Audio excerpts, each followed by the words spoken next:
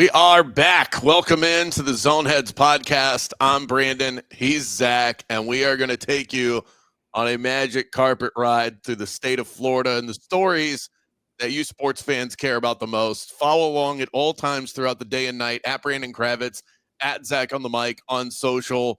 The Magic schedule has me all beat up in terms of my sleep patterns and routines.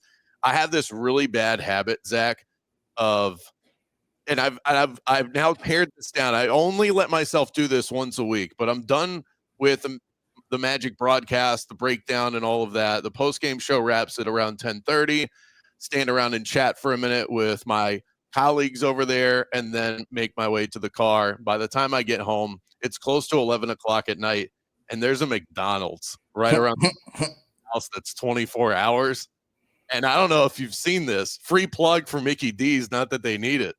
But they got a $5 meal deal. You can't beat this thing. So it's 11 o'clock at night. This is terrible. Okay. This is not nutritional advice out there.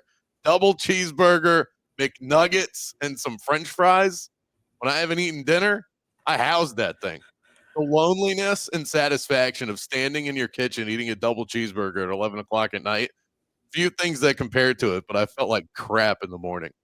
I've been there, man. I know, but at that point in those situations, like, you don't have options. You're not going to come home and cook like an entire dinner, right? And like, I don't want to make the noise too. I'm not trying to wake up the kid and the wife. So, you got to kind of keep it quiet. Even the paper bag sometimes gets a little noisy. Yeah, no doubt. So you got to tiptoe, you got to house it. I've been there, man. I'm not a big fast food guy, but like when I eat it, unless I'm, having some beverages, like that's the other scenario a lot of times when it happens. And, that's what it feels like. It really feels like it kind of is a throwback to college when I used to just roll through half drunk or fully and then just order whatever on the menu. It does kind of feel like that. Yeah. And to that point, like for me, I think I was always a guy, unless it was like a big game, right, or something. Like I leave games early. Like, I'll be honest, as a normal fan, I guess it's a little different, I guess, in the NFL. But like, it's a long basketball season, it's a long baseball season, it's a long hockey season. So like in the middle of the year, I'm good to jump out on a Tuesday night halfway through a game, especially if one of the teams is like up by a lot. But when you're working, you can't do that. And I don't know if people realize that, like, you're getting there early and you're staying late. So like your whole day is flipped in a way where you can't manage it the same as other folks in the building at the game that are just there as fans. So I've been there, man. I've been there, bro. See, that's our unofficial plug there for McDonald's if they want to hop on with us. Yeah, for sure. You know what? I bet they've got a hell of a marketing budget, and the Zoneheads podcast is like that upward stock emoji. Hearing great things, but I'm also buzzing, and I know you're gonna lay it on me. I'm curious what angle you want to take with this, but I feel like I'm living in a dream world right now with the Scott Frost hire. I cannot believe that this is actually happening. Every time I see it on social media, or I hear somebody else talk about it, or I hear myself talk about it, I feel like I'm living in some sort of simulation.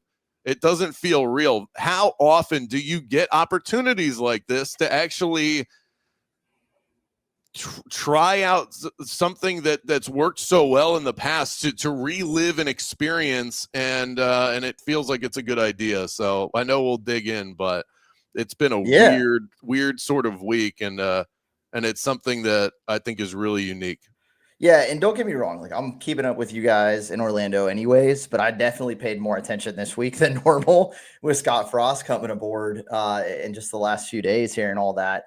I try to liken it to situations where I can empathize bringing back a former coach. I can tell you, anytime USF makes a move in Tampa Bay, everybody brings up Jim Leavitt's name. Like, that's the guy that everybody's like, bring him back. But it's never actually happened, obviously. In a place where it did happen when I was there was Jacksonville. They brought back Tom Coughlin. Version 2 did not go well.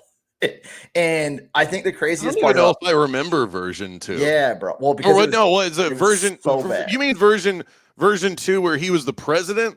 Did they bring him back as a coach? Yeah, he coached there, bro. Again. I totally missed that. Yeah, it was not good. He had people on what they called Coughlin time, and I remember that. But yeah, that was okay in the 90s. You can't get away with that this day and age. So yeah, so he had people coming back, getting there. And if you were a minute late as the media member, or if you weren't 5 minutes early or something like that, like you weren't allowed into press conferences, like, and then the team on the field wasn't playing well either. So yeah, it's tough because I think what happens a lot of times is you bring guys back and they try to do things the exact same way that they had success previously. I think the best thing Scott Frost can do to potentially have a great second act at UCF is to not do things identically to the way that he did them the first time, which is crazy. That's why you brought him back. I'm looking at Tom. I think we need to break this down for a second. I'm looking at Tom Coughlin's Wikipedia right now. He was in charge of that team. They brought him back. Well, they brought him back, but they didn't bring him back as the head coach. I just wanted to make sure that I wasn't that I didn't fall. He was a pseudo head coach. He was in charge of everything. No, he was. I mean, but it worked at first. When they went back 1 year, but he was in charge when they went to the AFC Championship game.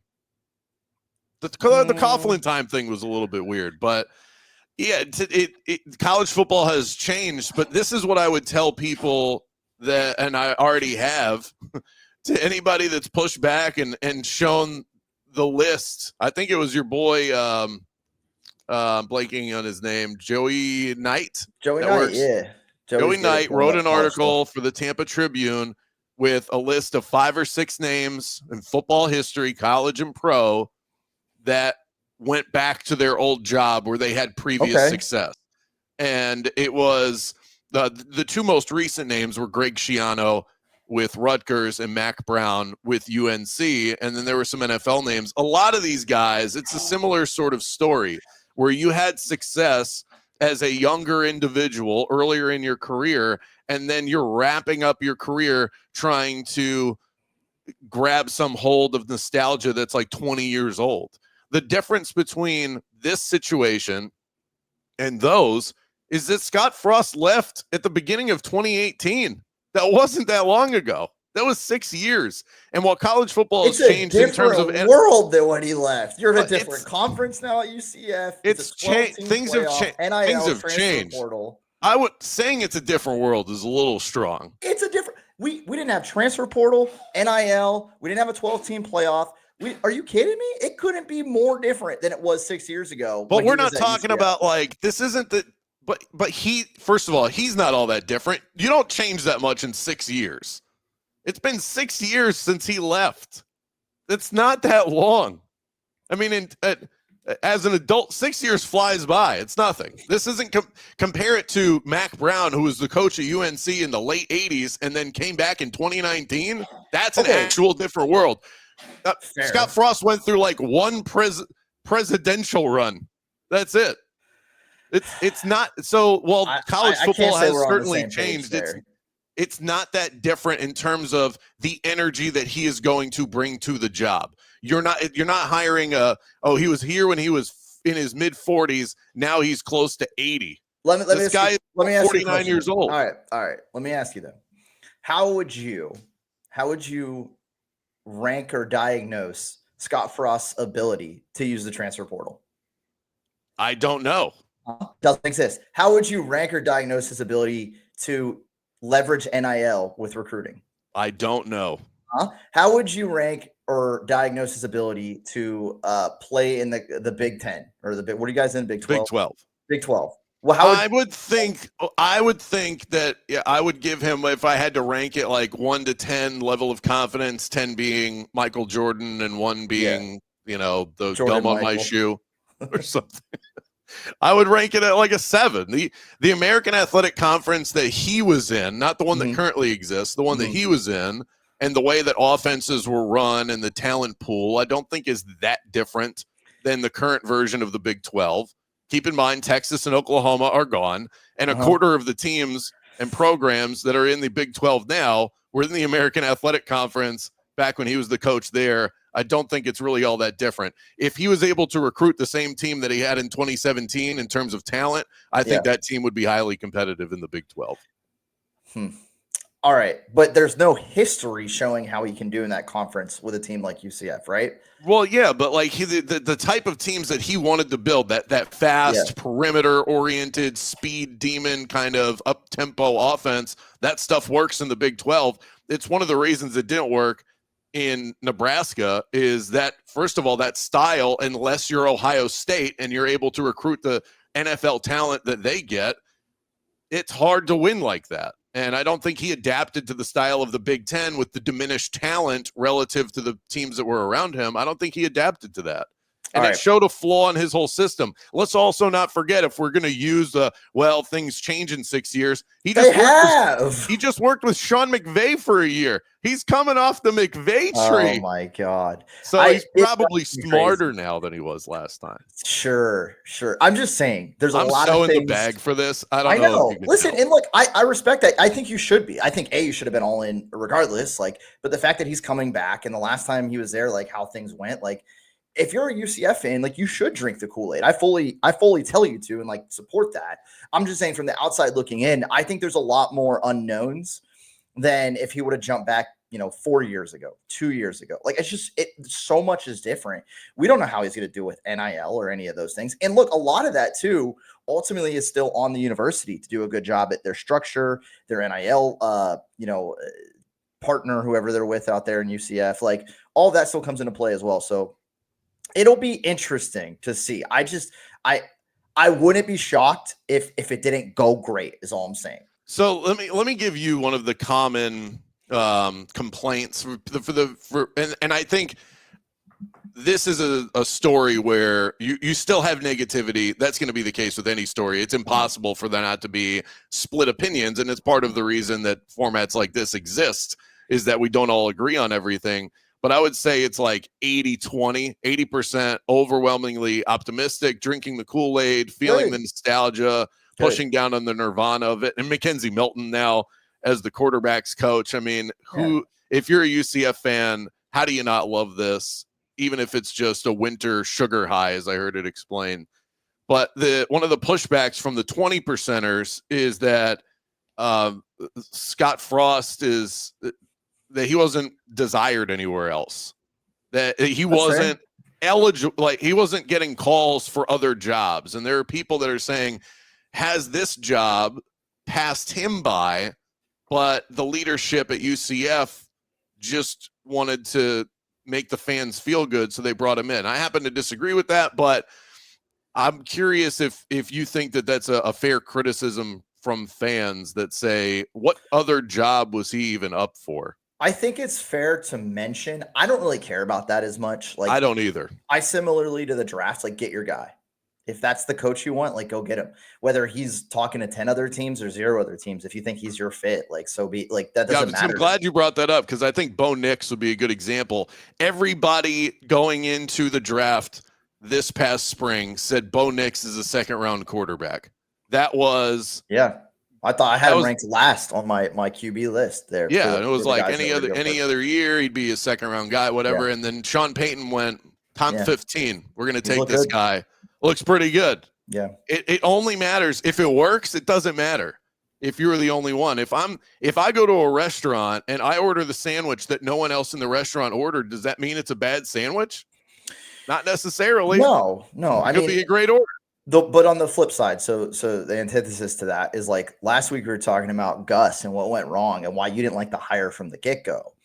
And this goes back to my original point. If Scott Frost can come in and he can be progressive, he can be new age, he can play new ideas like he did the first time he was there, I think it has a chance to go well. But I think if he comes in and he's just going to rest on I'm already the dude here, it's going to go well, I'm going to do everything the way I did it the first time, I don't think that's going to work out as well. Not that he came to Florida to retire per se, like a Gus Malzahn did, who's going to be pretty set up after he fails at Florida State as well, money-wise. Yeah. But, for Scott Frost, I just think you talk about him bringing the energy and all those things. If he can do that again, similarly from an approach standpoint, without trying to mimic exactly what went well the first time around, I think it does have a chance to be successful. And you would think he would be refreshed and re-energized after the last few years. Real quick note, too, on the Sean McVay tree. They showed this on one of the other games recently, and it had Raheem Morris on there. And I know he was there. I know he was already a head coach before Sean McVay was even a coordinator. Like, just because the guys work together, like, we got to come up with a better system on like who's a part of whose tree. Like, if you brought a coach up, fine. And I know Raheem Morris is connected to it, but Morris coached the Bucs. He was a head coach. Like, well, there's different parts to a tree. I think if you're, say you're McVay's offensive coordinator for a few years, you're a branch on the tree. I think of Scott Frost more as like a lemon that fell off the tree. Oh, don't do that to him. I mean, at least make him an acorn or something. Lemon. Like a small, like he was technically on the tree, but this isn't like a pivotal part of the tree. I'm not trying to overrate the McVay factor. That was just, it doesn't hurt. If I spent a year with Sean McVay, I'd be a smarter person. I agree. I just it triggered that, and I haven't been able to talk to anybody about that. Well, and Raheem Morris. Well, we're glad. This is why we're on a podcast together, so you can get this stuff off of your chest. I'm glad that we're able to do this. But Raheem Morris is also on the other side of the ball, so I don't know if it translates. Does it count if you're on the tree? If you're on like the back side of the tree, he's on the defensive side. Well, and again, like, it just opens up such a can of worms. Like, if Tom Brady's a part of the Raiders ownership group, is he a part of the Mark Davis tree now? Are we gonna start saying that? Like, where do we stop? Where does this end? Brady's his own tree. Tom Brady is his own tree. No, I'm just saying, it's crazy. But I digress, as I love to do. Yeah, so that being said, quickly here, we'll talk a little bit more college ball. We'll pivot to the NFL wildcard situation, look just kind of generally at what's going on with some of those teams fighting to get in, and wrap with some magic here on the Zone Heads podcast. But I did want to bring up the college football playoff because we have the 12 teams set. We have the seeds with buys. We have the teams that are going to be playing each other. And I mean, I love it. Like, I'm all for it. I think generally speaking, I know there's been a lot of chatter about the teams that have the buys and how the seeding looks. And first of all, I want to say I'm glad that Bama didn't get in over like an SMU. I'm very much on that page. Generally, though, for me, Brandon, the 12-team playoff has shifted away the conversation of like who deserves to be in with how do we rank these teams. And I know that there's a thought out there among some college football fans that, okay, well, now that we're allowing teams like Boise State to get in, we shouldn't be seeding them high. Like, just letting them in the dance is enough. Yeah. I am very much in the camp. And listen, like, I'm usually the person that like says there's a reason Goliath is Goliath. Like, David beats him once. Every other time Goliath wins. But I think that this is a greater system, the 12-team playoff, to earn your spot and what that should look like based on your record and the things that go into it. I have no problem with a Boise State getting to kind of watch things out the first weekend because I think they had a great season. The one loss coming to an Oregon team where they looked pretty good and Genty still looked like a stud. So for me, it's never going to be a perfect system, but I do like the idea of rewarding teams regardless of conference based on how they played in their win-loss record. I think we overcorrected in a very big way. There needed to be some sort of expansion and the college football playoff rewarding a champion. That's ultimately what you're after. I know that they wanted to expand because of the money involved and all of that. But when I'm thinking about it from a competitive perspective, you're just trying to name the most worthy champion at the end of the year. And the way to do that was to allow more teams that are worthy to compete for that championship. I agree with that. But we've overcorrected this now. Boise State, the type of team that Boise State is, should be allowed into the dance. But now they get to skip a song, essentially, at the dance. We went from not allowing Boise State to that type of team to ever sniff a real national championship to now they get a first-round bye. Why did we not ease into this process? The idea of jumping straight from 2 to 4 to 12 still annoys the hell out of me. And the way that this structure of the bracket looks makes it even worse. We just didn't ease into this process. I would have loved to have seen, and there's no putting the toothpaste back in the tube now, what it would have looked like if we had said, okay, 4 wasn't enough, let's go to 6. Let's test 6 out, and if 6 isn't enough, we'll go to 8. Instead, you jump to 12. They'll never peel it back. And I look at this bracket and the way that things led up to this point, it's too much. This is not college basketball. This is not college basketball. What does that even mean, though? It's too much. It's too much. Are you going to enjoy it less? Are you going to watch it less? Or are you going to talk about it less? Okay. So how it's too much? What is that? What's tangible about that? It's like candy in a Halloween bucket. Like, I don't need all this candy. I'm going to eat it, yes, but do I need it? No. You know, it's like the $5 meal deal I got from McDonald. Are you throwing away the less 25% of your candy then because you don't think you're going to eat it from the jump? No, you leave it in the bucket, and then 3 months later you're like, man, we're not going to eat that candy. Well, you know what? If they gave me these games 3 months from now, I'd be much more interested. Mid-March, you give me Tennessee, Ohio State. It's not necessary. I wanted to see a system that allowed the most worthy champion to be crowned. And we've got teams in here that are there for window dressing. I agree. If you're going to make a 12-team playoff and SMU played for a conference title game, a conference championship, they should be in over Alabama. But what are they doing? Why do I need to see SMU competing for a national championship? Why do I need Penn State, who hasn't won a big game they've played all year, to be in the college football playoff? Well, why do I need to see a Texas team that had 2 chances to beat Georgia? Now they have a chance in a national championship. I think it's largely unnecessary. But I get that part, but that's the main reason why I'm okay with a team like Boise State having the bye. Because at that point, these other teams are lucky to even be there based on the fact that they've lost multiple games, that they've played teams that are higher seeded or have buys like a Georgia and Texas's situation.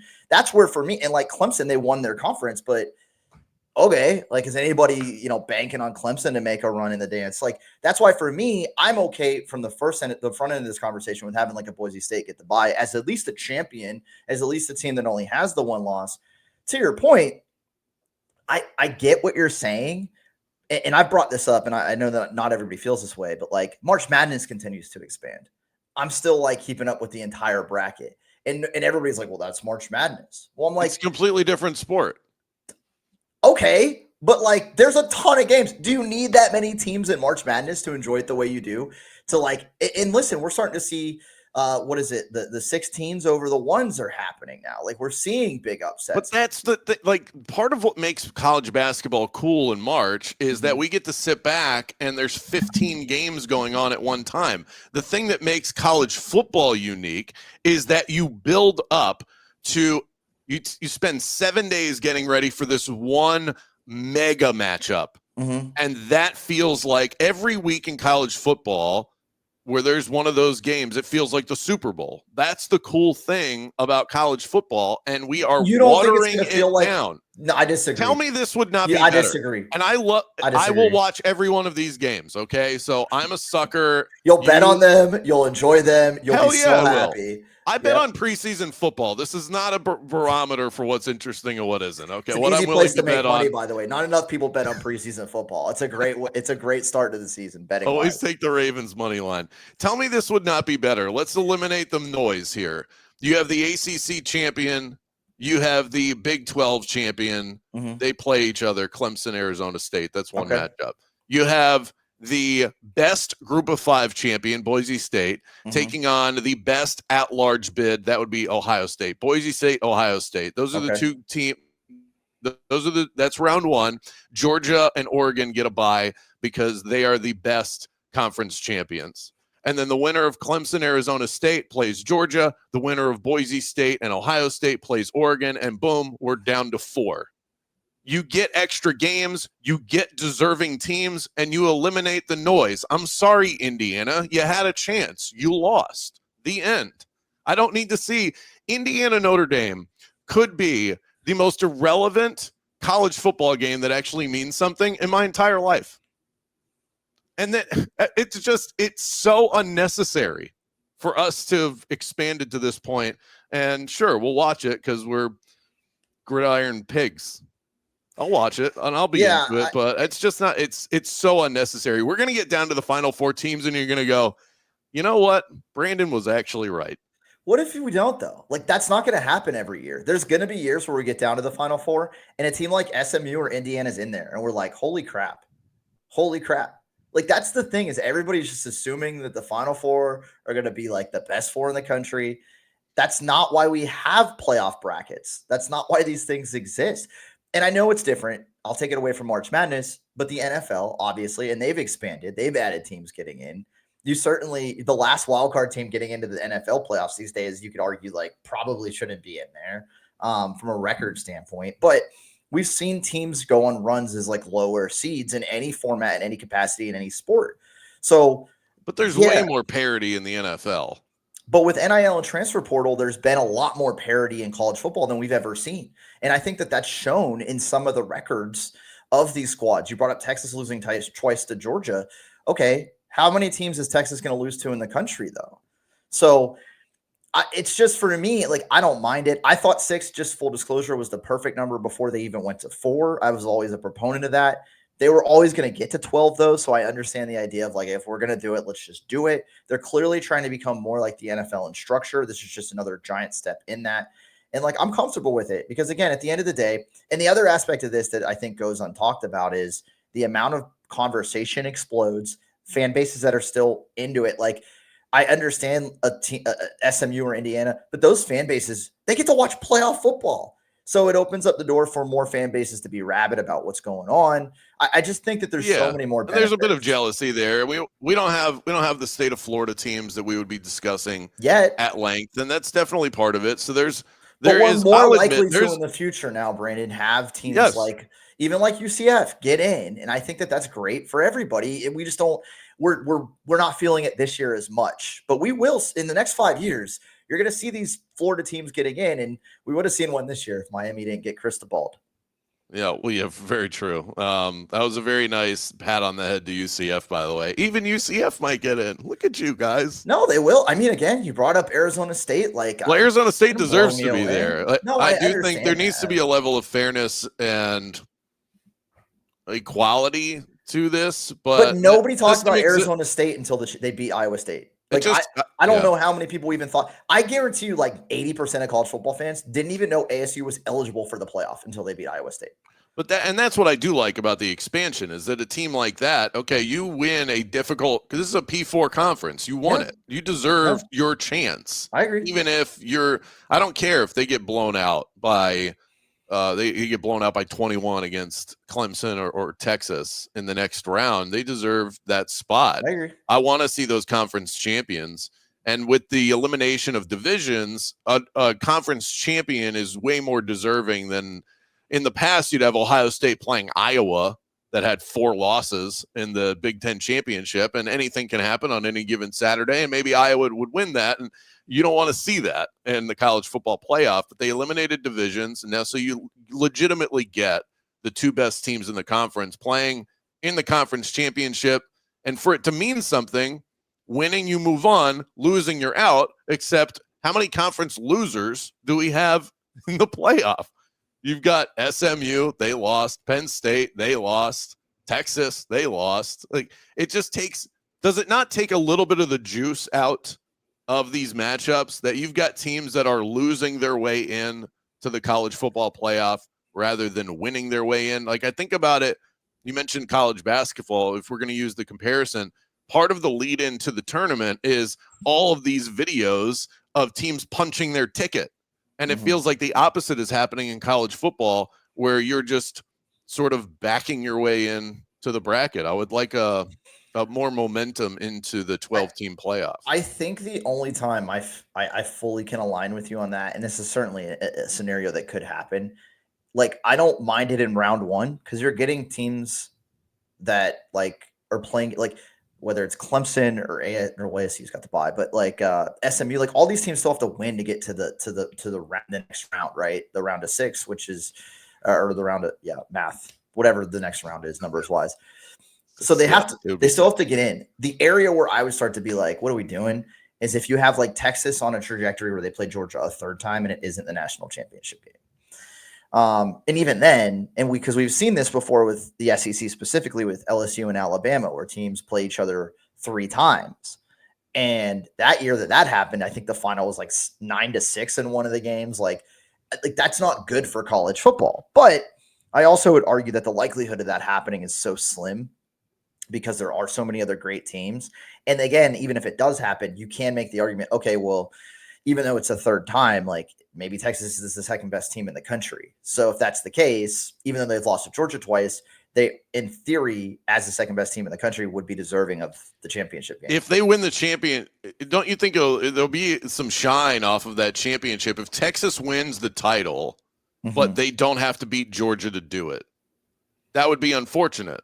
I feel the opposite. I feel like if they had to beat Georgia to do it, it would take more shine off, because then you're 1-2 against that team. I mean, which I guess you could argue is better than 0-2, but you survive the gauntlet. You survive the playoff bracket in a way where Georgia was unable to. Yeah, again, it's not a perfect system. It's not a perfect system. It's not. And they screwed Oregon in the process, who is obviously the most deserving of everyone, and they get to play. You screwed Oregon. Well, Oregon's the best team. They might blow out these other squads that we think are worthy. But rather than playing Penn State again or SMU, they get Tennessee or Ohio State in the next round. Tough.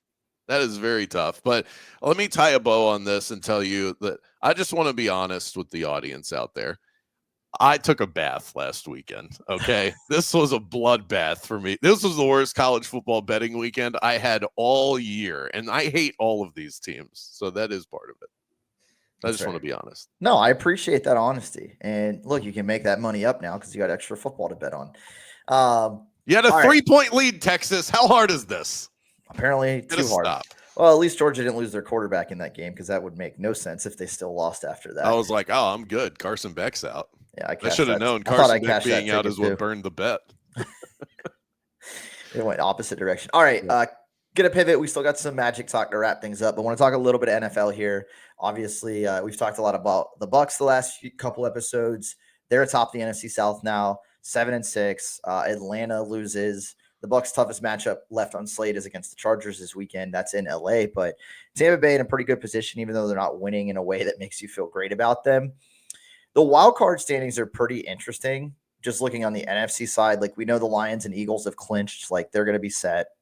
Right now, Seahawks and Bucs are in charge, but these wild card spots right now are filled by the Vikings, Packers, and Commanders. You got the Rams, who just had a big win over Buffalo in the mix. The Falcons, who I mentioned, at 6-7. The Cardinals, 49ers, also at 6-7.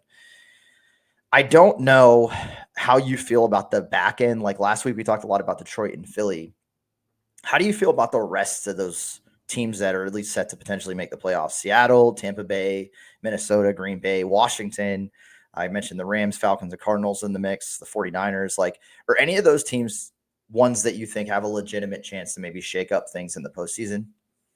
Yeah, I think the team that no one wants to play right now has to be the Rams, and they still might not find a way in. If the Commanders are able to steady themselves, I think it'll be tough. You're not going to catch the Packers. The Packers, Vikings, and obviously the Lions at 12-1. The NFC North is pretty firmed up. I don't see those teams slipping out of the playoffs. So you really have to go after that 7 spot that's up for grabs, and that's the Commanders. And they're on shaky ground right now. They've lost 3 of their last 4 games. So it's well within reason to think that Jaden Daniels has hit a rookie wall and that they could slide out, and I don't think anybody would really hold it against them. They had a pretty great run in the first half of the season. But with the way that Rams offense is humming, and the pair of Florida State defensive linemen that they got in the draft that are not Aaron Donald, but they're doing a serviceable job in terms of replacing him defensively, the Rams are the team that I wouldn't want to meet in the playoffs right now, because I don't think there's many answers to stop the 3-headed monster of Nakua, Kupp, and Kyren Williams. Yeah, and that's another part of it. Like, they haven't really been healthy all year, but like having that full complement of superstar weapons, like not just guys, like superstars, helps them as much as I think it hurts a team like San Francisco, who's constantly dealing with more injuries. Like, they're never going to be fully healthy this season the rest of the way. And yeah, as much as I believe, I feel like you have to be. I mean, I'd probably knock them off. There's not enough about the Cardinals that makes me take them seriously. I'm looking at the percentages, by the way. The NFL.com, take this for what it's worth, but it's NFL.com. This isn't some crazy website. It's math. Percentages are math. They didn't. Yeah. This is an opinion. I see what you're looking at. Playoff percentages. The Bucs, by the way, for the local spin, 71% chance to make the playoffs. If they beat the Chargers, that jumps to 87%. If they lose, it drops to 59%. So a big pivot week for the Tampa Bay Buccaneers. But even the Rams, as good as they're playing right now, 26% chance to make the playoffs, as opposed to 79% for the Commanders. But the 49ers, since we're talking about them, how about a 9% chance to win, to make it to the playoffs? And in a win this weekend, that only jumps to 14%. So their back is firmly against the wall. Yeah, looking through these teams, like I don't know, man. Like it's hard to think any of these can go through a gauntlet and beat the Eagles and or Lions en route to a Super Bowl. I mean, right now the Seahawks are the third seed, and like that's where I think the Rams could. I could see the Rams pushing Detroit or Philly in round one, and I would still take those top seeds, but I'd be a little more nervous about the pick than if it's the Commanders. I'd be like, all right, it's cute that you're there, but would you give them any chance in round one against the Eagles? I would Commanders? not. No, I wouldn't. I think a team that like is tough too here. The Vikings are 11-2, and they've got some big victories on their schedule. I know it's tough to buy a guy like Sam Darnold, but that roster is pretty talented.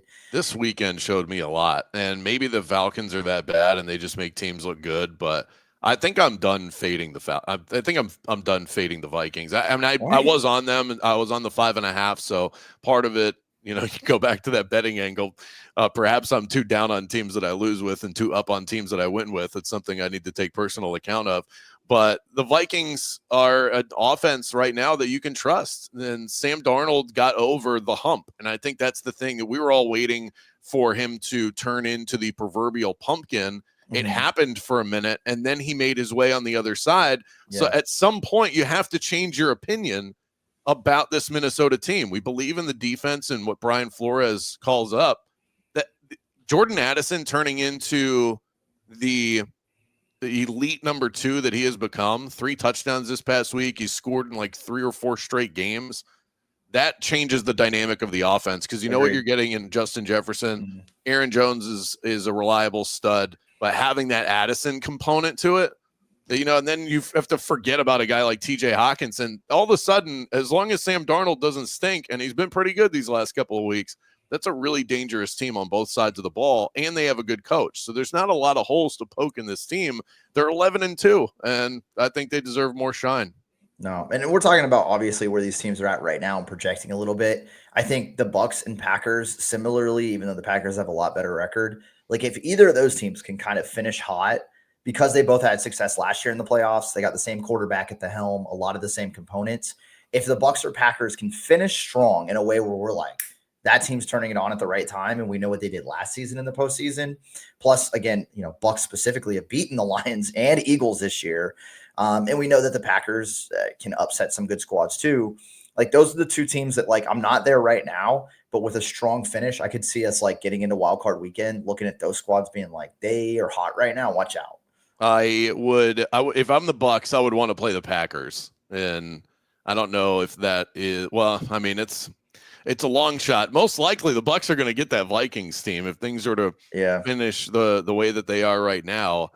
And perhaps this would be highly beneficial is if Tampa can continue to win, not just winning the division, but actually getting the 3 seed would help a lot. And avoiding that Vikings matchup in round 1, I think would be crucial because then you get either the Packers or the Commanders, or if another team is able to sneak in. I think that's going to be big. I can't believe the Seahawks are a 3 seed right now. It's crazy. It's a mind warp to me. If you had said don't look at it, predict the seeds right now, I don't know if I would have had that one. It's insane. Credit to them and what they're doing. Obviously move on from the Pete Carroll era, and it's still Geno Smith. Like they're just figuring it out, man. They're playing well, but I don't know if anybody outside of Seattle's buying stock in them right now. Mike McDonald, maybe coach of the year.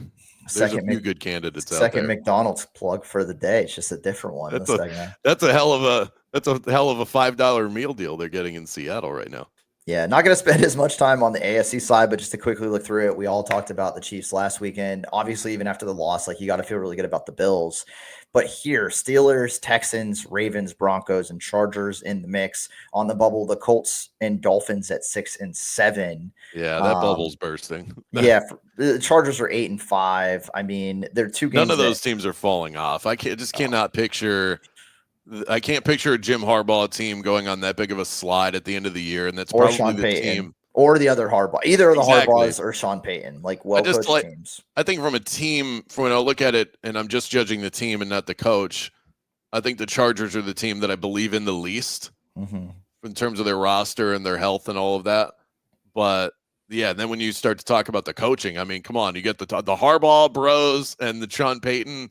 They're not letting these teams fall off. So the wild card, it's just a matter of seeding at this point. But those wild card teams are set. So to that point, then any of those teams that you take seriously and being able to maybe go in and beat the Bills and or the Chiefs, I mean, it feels even harder to pick a team to do that than it did on the NFC side. Just because the Chiefs with Mahomes, the Super Bowls, and then the way that Josh Allen and those Bills are going this season. I mean, it's crazy. They're 10-3, but that was a great game against Stafford's Rams that we just saw last weekend. I know the Steelers can play great defense. I know the Texans looked really good last year. I don't think they've looked as good this year. Still hard to buy stock in the Ravens, Broncos, and Chargers. Like in terms of like going, I don't know, man. I don't like any of these teams to be able to. I think it's Bills or Chiefs. Like it's hard to pick another squad. Yeah, I mean, the Steelers are playing so far above their heads, and that's another great Coach of the Year candidate. Just because he's been around for a while doesn't mean that he shouldn't be in contention for that. Mike Tomlin's done such a good job with that team. They should not be 10-3. Yet here they are, and every week they're competitive, and Russell Wilson has turned the clock back, and he deserves a lot of credit for that. If he was a quarterback guy or considered an offensive coach, he'd be getting a lot more credit for the Russell Wilson turnaround. But yeah, in terms of getting out of the AFC, I think the only other team that I would put stock in is the Ravens. Yeah, same. It's weird that they're 8-5. They're a much better team than that. They've had some struggles in terms of late game execution, and that goes back to week 1 against the Kansas City Chiefs. But they're so talented that they could go into any weekend, and if you get Lamar and Derrick Henry rolling, and the other team makes a couple of mistakes, then you're screwed. They've been like this for years, and now even more so with that freight train at running back. If they get a 10-point lead on you, you're cooked, and they'll just run the ball down your throat. Now that's a team that I would still take very seriously. And a squad too that I think last year obviously had such a great regular season. They had the 1 seed and they just couldn't get things going in the playoffs. I think for them, they're less worried about where they're seated and they're more like focused on like, how can we beat Mahomes and the Chiefs this postseason? And I think adding a guy like Derrick Henry, and I think a lot of their approach in the offseason has probably been geared at that exact thing. Whether it happens or not is a different conversation. But I would still have to, yeah. Sorry, I'd still buy stock in. Well, their roster is just talented enough. You still got to buy stock in them. Well, they have to outscore teams because their defense is the problem. And if they're in a low-scoring game with Kansas City in the playoffs, it's over. But if they're Kansas City's offense has not been the same well-oiled machine, so if they're able to play Kansas City into the low 30s, then I would give them a chance to win. But I do think that's a team that could still push to a Super Bowl even with their defensive issues. Yeah. Let's flip gears and wrap things up here, talking a little Orlando Magic, eliminated from this midseason cup. And look, I'll just tell you again, as more of a casual fan and watching, it feels like everybody's hurt on the Magic, and it feels like that's true. I loved this cup last year. Like I thought it was cool. I thought it worked well. Ratings were good. Like revenue was good. I was a fan of it. It doesn't feel like it has as much heat surrounding it, hype surrounding it this year. But I just kind of get your thoughts on the Magic, who the players I can name, half of them are hurt and, obviously being eliminated, but just like how this, the midseason tournament's going in general. I like the in-season tournament. I think it's just year 2, you lose some of the newness. Like that the courts are different I don't think that's not really enough to draw in a casual fan. I never really thought the in-season tournament was for that. I think a casual fan checked it out because it was something different. But you're just not going to attract casual fans to the NBA in December, not until Christmas. That's not the way the league is set up. They start in October. The hardcores watch it from the beginning, and everybody else hops in Christmas or later. I think it's just something to make a fan of the NBA that likes watching the league most nights care a little bit more, make sure that you're satisfying the hunger of a fan that is already checked in. Getting the casuals to watch while there's still college football in the NFL is not a realistic venture for this league. But for the Magic, I could not be more proud of this basketball team. And I was waiting for them to show up in this sort of spot for years now. They were on TNT by themselves on Tuesday night, and they played their asses off against the Milwaukee Bucs, who are hot right now. And they could have won that game. It was coin flip at the end. But if you look at the last 2 times they were on TNT, they got absolutely smoked from the beginning of the game. OKC last year on Shaq jersey retirement night when you were in the building for that. And then against the Knicks a couple of weeks ago, non-competitive in those games. And in this game, not only were they competitive, they were competitive without Paolo and Franz. I love what this team is putting together right now. Show me another NBA roster that can win games or be competitive without 2 players that are, when they're at their best, locks to be all-stars. Yeah. Nobody else is doing this. It shows the depth of this roster. And Jalen Suggs, in the last 2 games, has taken the mantle of being the guy, and he looks like the star that came out of Gonzaga. In a loss, we're not supposed to tout moral victories. Screw that. That was a moral victory for the Magic, and it shows that when you get those 2 guys back, I think this is a legitimate team. Sometimes you have to peel it back in order to see what you actually have on the roster. Yeah, it's one of those rare situations where like losses are actually, because of the way it happened and went down, encouraging more than discouraging, even though at the end of the day, an L is an L, especially this time of year. And regardless of the outcome, you get your McDonald's on the way home. That's come on. It wasn't. They'd say the food tastes better after a win, but it was still pretty damn good. I liked it a lot. Oh, that's great. That's all I got for you today, brother, man. But some good spirited debate there. And we got a lot of good sports coming up the rest of this month with the college football playoff, the wild card race, and obviously the NFL. There's even MLB hot stove. We didn't touch on that a lot today, but a lot of movement. God, yeah, Juan Soto. We've got more meat on the bone than we know what to do with. But that's a wrap for this week's edition of the Zoneheads podcast. Please subscribe to this channel and download every episode that you see. Also, a reminder that the Zoneheads Christmas party is coming up on December 20th at Hourglass Brewing on Curry Ford Road. We're back at it next week for another episode on this great channel. He's Zach Blobner. I'm Brandon Kravitz. We'll see you then.